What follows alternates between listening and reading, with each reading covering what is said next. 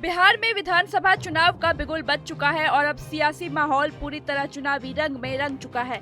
NDA में सीटों का बंटवारा तय हो चुका है और अब स्टार प्रचारकों के मैदान में उतरने का दौर शुरू हो गया है। इसी कड़ी में भारतीय जनता पार्टी के स्टार प्रचारक और उत्तर प्रदेश के मुख्यमंत्री योगी आदित्यनाथ की बिहार में एंट्री हो चुकी है। योगी आदित्यनाथ ने बुधवार को पटना के दानापुर और सहरसा में 2 जनसभाएं की। दानापुर में उन्होंने बीजेपी प्रत्याशी रामकृपाल यादव के नामांकन में शामिल होकर जनता से संवाद किया, तो वहीं सहरसा में डॉक्टर आलोक रंजन के समर्थन में विपक्ष पर जमकर निशाना साधा। योगी ने कहा कि अगर बिहार में एनडीए की सरकार बनी तो यहां यूपी मॉडल जैसा विकास होगा। उन्होंने विपक्षी दलों आरजेडी और कांग्रेस पर फर्जी वोटिंग को बढ़ावा देने का आरोप लगाया और जनता से सवाल किया कि क्या बिहार में घुसपैठिए को छूट मिलनी चाहिए।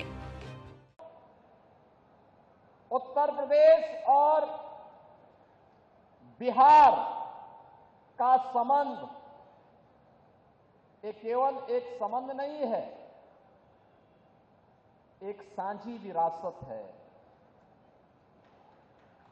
एक आत्मा का संबंध है,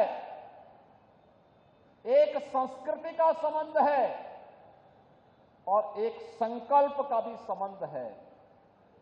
ये संबंध उसी प्रकार से टूट है जैसे भगवान राम और मां जानकी का संबंध अटूट है। उसी प्रकार का संबंध उत्तर प्रदेश और बिहार का है। उन संबंधों को मजबूती प्रदान करने की दृष्टि से आज डबल इंजन की सरकार बिहार में फिर से स्थापित हो और डबल इंजन सरकार में बिहार की गति डबल स्पीड से आगे बढ़ती हुई दिखाई दे। जो कार्य पिछले 20 वर्षों में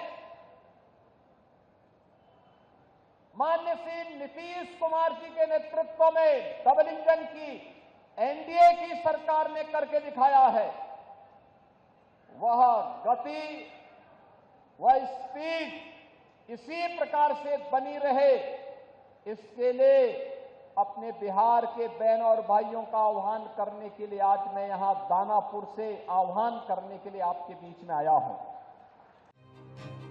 सीएम योगी ने आगे कहा कि स्पेशल इंटेंसिव रिवीजन यानी एसआईआर के जरिए वोटर लिस्ट साफ हो रही है, लेकिन आरजेडी और कांग्रेस इस प्रक्रिया से परेशान है। वो फर्जी पोलिंग चाहते हैं ताकि चुनावी नतीजों का प्रभावित किया जा सके।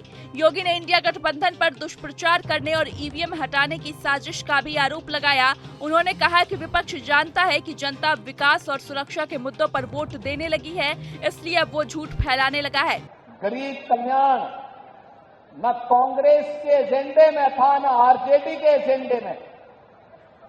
इनके एजेंडे में तो परिवार कल्याण था, स्वयं का परिवार का कल्याण हो।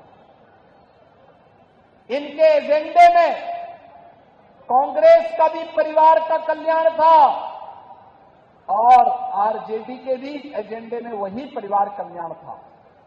एनडीए ने पूरे भारत को और बिहार के अंदर पूरे बिहार को ही अपना परिवार मान करके बिना भेदभाव की योजनाओं का लाभ दिया।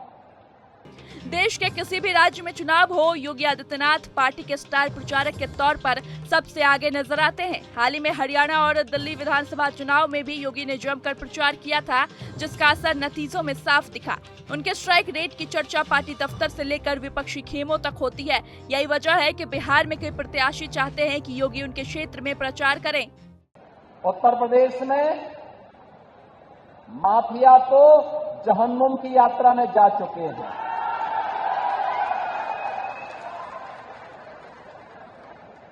उत्तर प्रदेश में बड़े बड़े जो दुर्दांत अपराधी पहले अपने आप को छाती ठोक करके अपहरण उद्योग में लिप्त थे,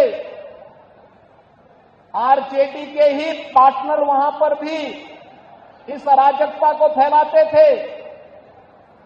आज उनकी क्या दुर्गति हो रही है और हम लोगों ने तो इनकी प्रॉपर्टी को भी जब्त करके गरीबों के लिए आवास बनाने प्रारंभ कर दिए, सबसे आवास। योगी जहां भी रैली करते हैं वहां बुलडोजर बाबा का नारा गूंजता है। समर्थक जेसीबी और बुलडोजर लेकर उनकी सभाओं में पहुंचते हैं। बिहार में भी योगी की 20 रैलियों का शेड्यूल तय किया जा चुका है। उम्मीद है कि 20 अक्टूबर के बाद योगी बिहार में लगातार प्रचार करेंगे। बिहार में 6 और 11 नवंबर को मतदान होना है। ऐसे में बीजेपी की पूरी कोशिश है कि यूपी के विकास मॉडल और योगी की सख्त छवि को भुनाया जाए।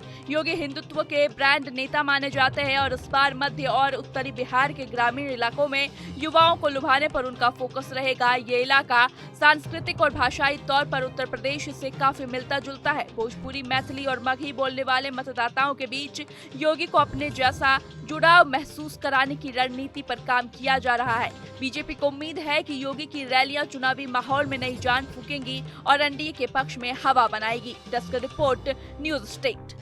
जहां भक्ति है हर शब्द में, कथाओं में छुपे हैं दिव्य रहस्य और ज्योतिष देता है जीवन को दिशा। धर्म से जुड़ी हर बातों को जानने के लिए हमारे चैनल स्तुति को सब्सक्राइब करें। चैनल पर जाने के लिए इस लिंक पर क्लिक करें।